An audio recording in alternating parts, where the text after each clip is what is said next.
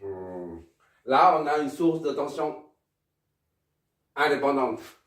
Donc, la variation est illustrée ici, là, par ce graphe, par cette figure, là. La variation est par intervalle. De 0 à 1, ça monte. Et puis de 1 à 2, ça monte toujours, mais dans la partie négative du repère orthonormé. Et l'inductance est 10 millihenry.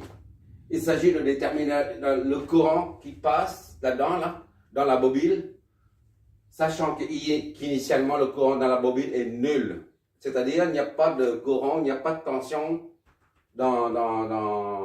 au borne de la bobine. À l'instant initial, 0.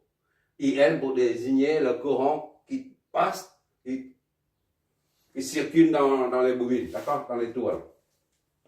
Bon, on va faire ça. Puisqu'il n'y a qu'une seule inductance et une seule source, le circuit est réduit au minimum. Et simple, on n'a pas redessiné le circuit pour pouvoir analyser. On attaque directement là-dessus, d'accord?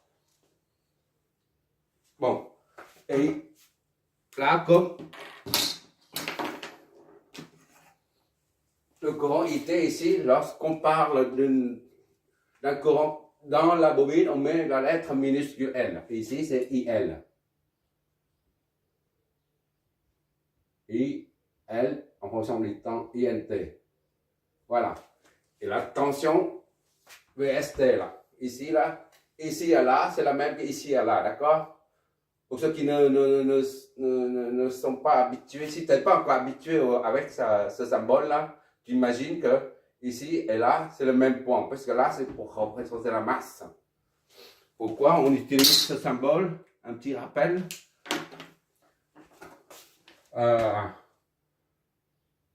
Si tu fais la conception en électricité, en électronique, par exemple, je ne parle pas d'une voiture, hein, je parle de la conception. Si tu dessines les plans comme ça, voilà, tu as une résistance, une autre. Ici, tu as une diode. Voilà.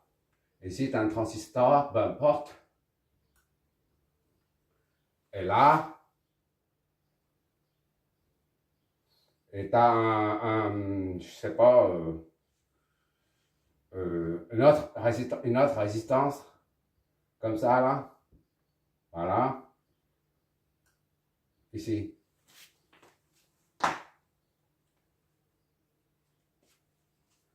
Et tu as ici encore une résistance.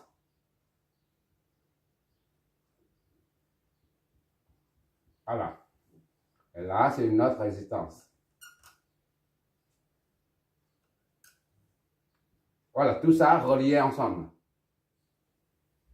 Je suis en train de te montrer pourquoi on utilise ça. C'est quoi l'utilité de ce symbole de masse commune? Bon, ça c'est la source. Et tu as quoi d'autre? Ici, tu as une résistance et un transistor, je sais pas. Voilà. Et tu as une résistance. Ici. Voilà, ici c'est ça ici.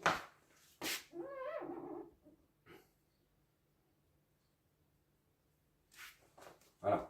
Le courant qui passe là-dedans, tout ça retourne à la source, d'accord? Tu vois ici que tu vois. Ok, tu vois toujours. Tu vois ici que c'est quand on dessine ce schéma avec toutes ces composants, c'est comme s'il s'agit d'une toile d'araignée. Là, au lieu de faire des crochets par là, ça aussi, là, faire des petits demi-cercles pour contourner le fil, là, parce que ça, il n'y a pas de nœud, là. Ici, il y a un nœud, ici, il y a un nœud.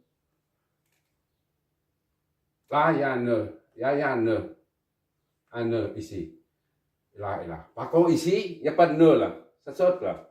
Ici, il n'y a pas de nœud, d'accord? Ici, surtout, ça et ça. Au lieu de dessiner comme ça, là, tu peux l'enlever. Tu peux l'enlever. Tu enlèves ça. D'accord? Je redessine. Tu enlèves ça, voilà, tout simplement. Tu enlèves ça. Et tu dis que ici, c'est tu fais un symbole ici. C'est la masse et tu remets ça ici. Tout à l'heure, c'était allongé jusque là, en contournant le fil horizontal. Maintenant, tu mets ça, ça veut dire que ça rejoint ce point-là, ce fil-là. De même, ici, au lieu de faire un rond ici, là, d'accord? Je redescends ici. C'était comme ça, d'accord? Voilà. Au lieu de sauter là, au lieu de contourner comme ça, tu sais que ce point, tous ces points-là sont au même potentiel que celui-là. Même potentiel, j'insiste là-dessus. Donc maintenant, ce point, c'est le même que celui-là. D'accord? Et tu enlèves ça.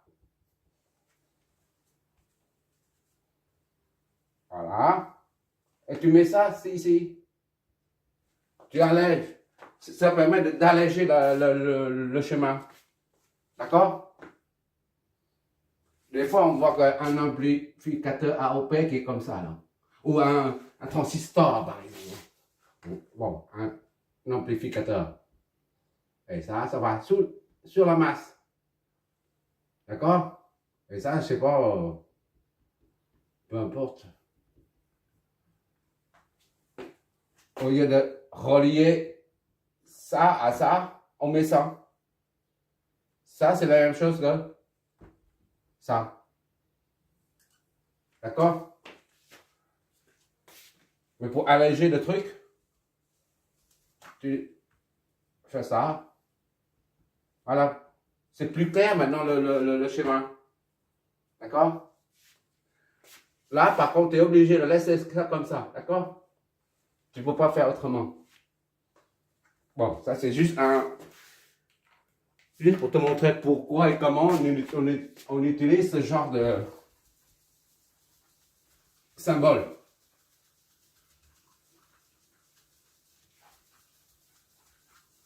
Il suffit d'ouvrir le capot de la voiture et regarder comment la batterie de la voiture est branchée et tu verras.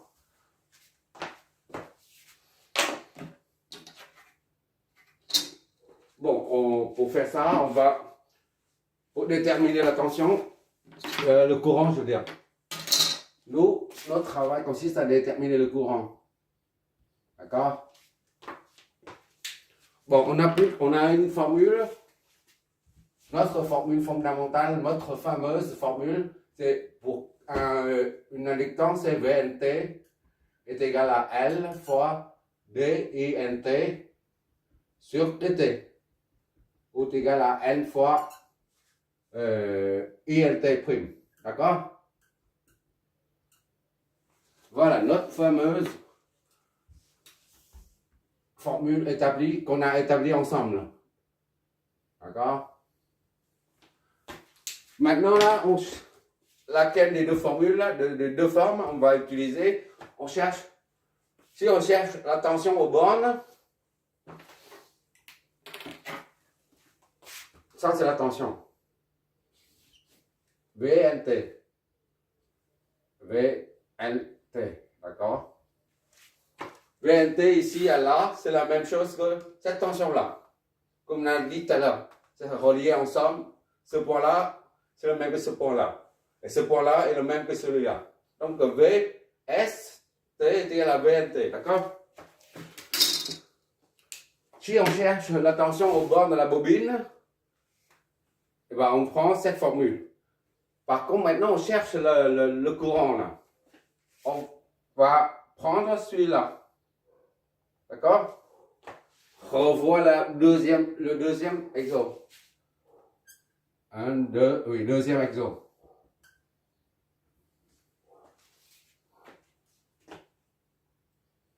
On y va. Maintenant, VLT, on prend celui-là. VLT est égal à L fois DILT sur PT. Puisqu'on cherche à intégrer, il faut intégrer pour trouver le courant. D'accord? Donc, pour intégrer, il faut deux quantités physiques ou deux quantités réelles, D là, ou epsilon D et D, les deux lettres. Parfois, il y en a qui n'arrivent pas à intégrer, ils ne savent pas comment faire, on pense que ça c'est un symbole. Or, ça, c'est pas un symbole, c'est une quantité réelle, mais une quantité tellement petite qu'on appelle, qu'on baptise infinitésimale, d'accord? C'est une quantité réelle, ça, idem. Bon, maintenant, on va chercher INT, d'accord? À partir de là, on a des INT, on résout normalement l'équation là. DINT est égal à ça, multiplié. Sinon, on ne voit pas DL. Voilà, comme ça, on voit mieux. Ça fois, on passe ça de l'autre côté, il y en a 1 sur L. D'accord? Fois VNT. D'accord? Multiplié par D. T. Puisque c'est une quantité réelle, ce n'est pas un symbole, c'est la raison pour laquelle on peut multiplier. Sinon, s'il ne s'agit pas d'une quantité réelle, on ne peut pas multiplier. D'accord? Ça ne peut pas être un symbole. J'insiste là-dessus plusieurs fois. Et maintenant, pour intégrer, il suffit de mettre deux signes intégrales. D, INT, de part et d'autre. Comme si tu as 4 est égal à 2 plus 2. Et tu fais la racine carrée de ça. Tu as le droit de le faire. D'accord? Ou alors, tu fais 4 est égal à 3 plus 1, c'est la même chose. Hein? Tu peux faire exponentielle de ça. Est égal à exponentielle de ça. Ainsi de suite. Logarithme de 4 et logarithme de 3 plus 1. D'accord? Au lieu d'appliquer les racines exponentielles au logarithme, et ben tu mets intégrale. Tout simplement. Ou encore les différentiels. D'accord? Ici, on met. Mais il faut que ça soit. Pour faire une intégrale, il faut que de part et d'autre du signe égal, il y a les quantités D. D'accord?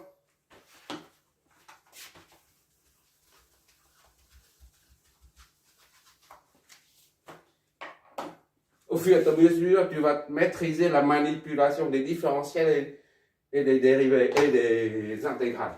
Maintenant, on prend l'intégrale, on va prendre l'intégrale de ça. Là. Intégrale de 1 sur L, VNT fois DT. D'accord? Ça signifie, c'est la même chose que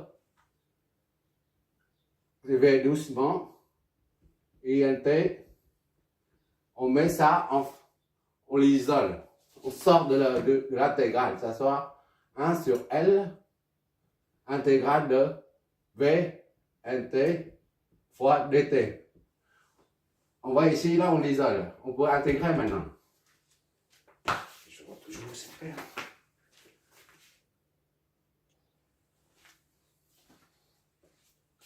Ça signifie que DT,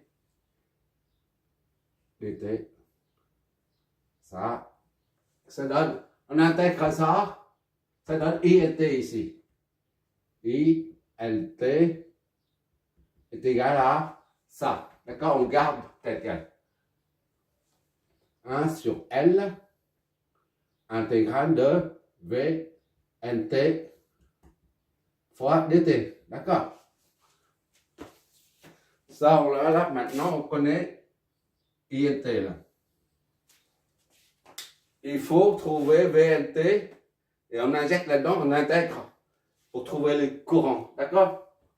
Or, la tension, là, elle n'est pas continue. Elle varie par intervalle de temps. Donc, il faut étudier, il faut trouver VNT par intervalle de temps. Puisque I qui la traverse varie par intervalle, la tension aussi aux bornes suit par intervalle. Donc, disons, ça c'est premier intervalle, ça c'est V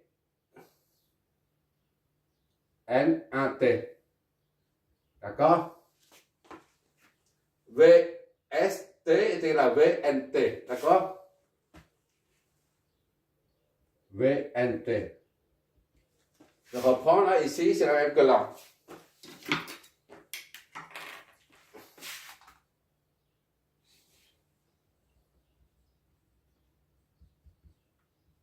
Voilà.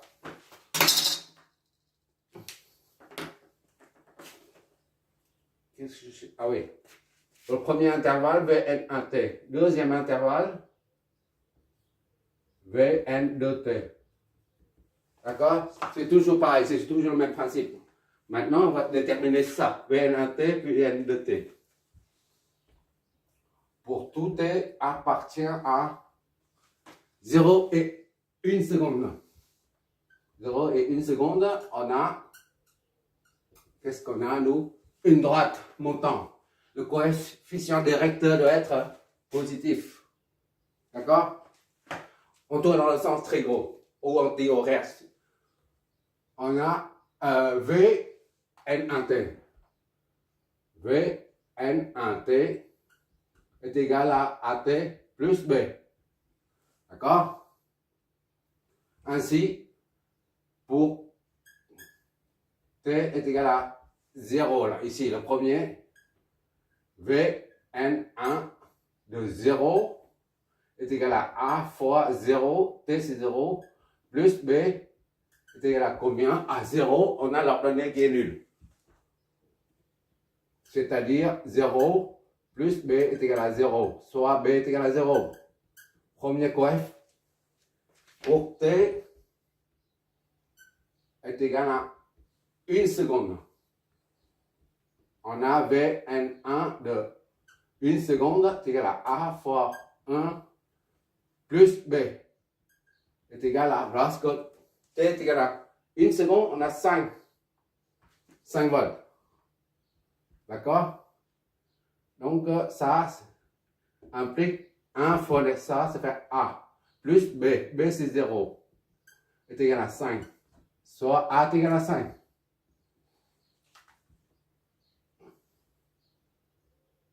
Et par conséquent, pour tout T appartient à 0 et 1 seconde, on a V N1T qui est égal à AT plus B. AT plus B. A c'est 5. T, la variable plus B c'est 0. On ne met pas plus B. Ça c'est en volt. A c'est 5. Je n'ai pas mis. C'est 5. 5T. Voilà.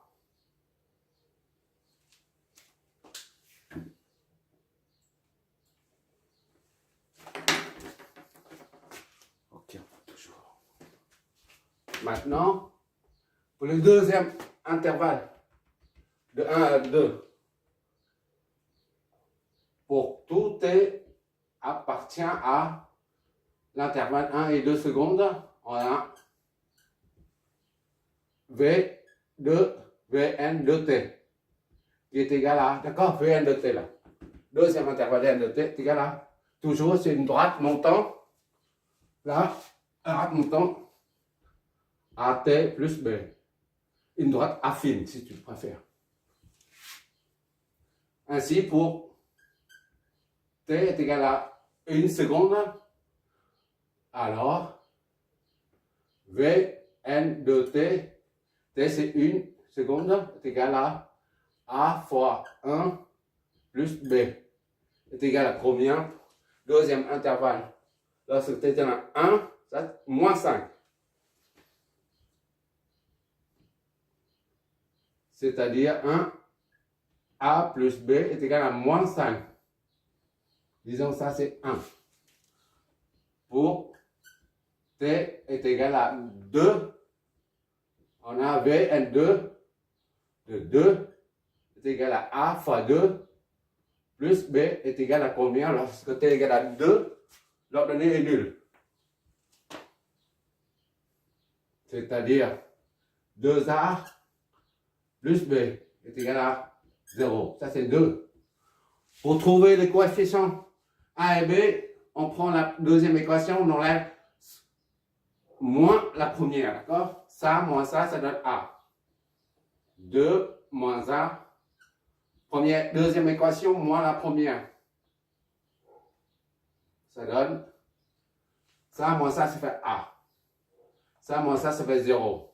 D'accord? Ça moins ça fait moins et moins ça fait plus. 5. Donc A est égal à 5. On voit bien que la pente monte. Elle est comme ça, elle monte. Ici, c'est toujours positif. Même si la droite se trouve dans la partie négative du repère orthonormé. D'accord? Maintenant, on injecte ça là-dedans. A, c'est 5. D'accord? On injecte ça dedans. Et B plus 0 est égal à moins 5. Plus B est égal à moins 5. Moins 5. C'est ça, hein? Je m'éloigne. 1, c'est 5. Plus B est égal à moins 5. C'est ça. Donc B est égal à moins 10. C'est-à-dire, pour tout T appartient à 1 à 2 secondes, on a V N de T est égal à AT plus B. AT plus B, A c'est 5. D'accord? T plus B, B c'est moins 10. Tout ça c'est en volts. Fais pas de bêtises, Esther.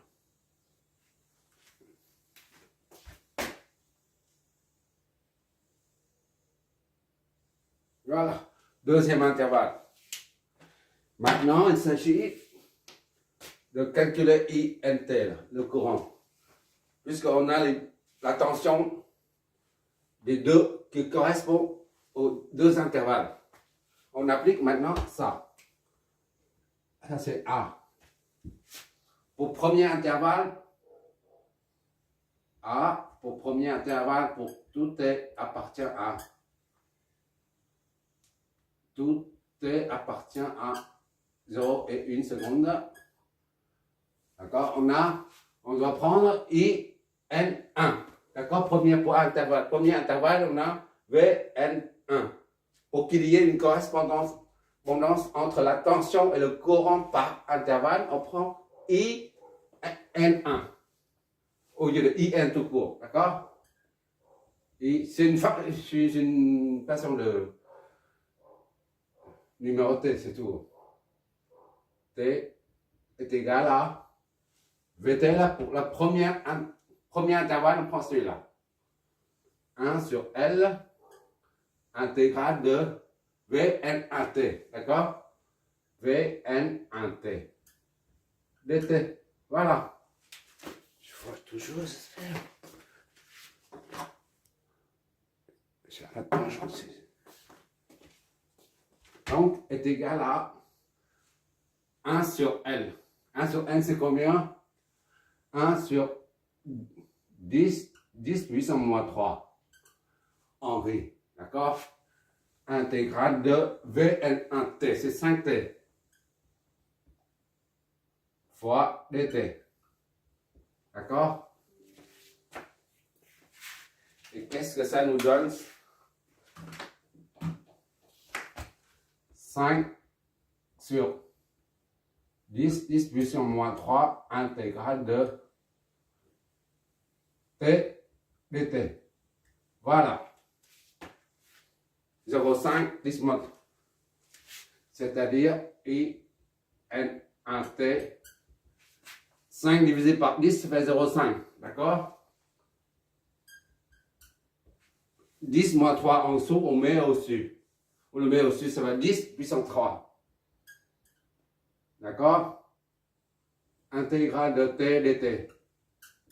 Soit ça, c'est 5, 10 puissance 2. T dt. D'accord? C'est-à-dire 500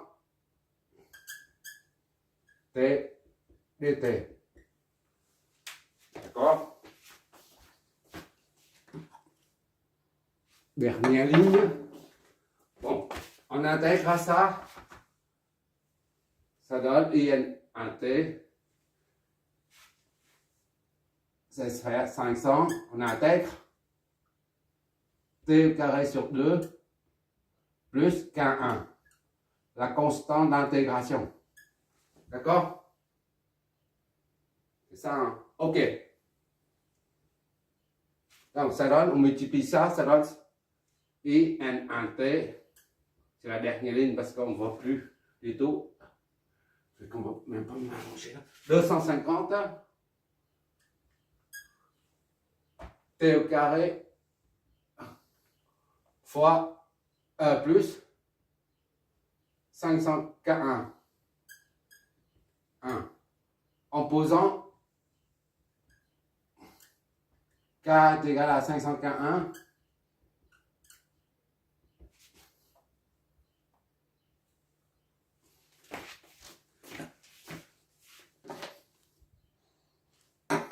On obtient un T est égal à 250 T2, d'accord, 250 50 T2 plus K, T2 plus K, d'accord. Ça c'est presque fini. Il nous reste la constante K à déterminer. Puisqu'on a dit au début, l'énoncé c'est à l'instant T est égal à 0, c'est-à-dire à l'instant où on ferme l'interrupteur, où le circuit est fermé. Le courant dans la bobine est nul. Il n'y a pas de courant, il n'y a pas de champ magnétique, il n'y a pas de variation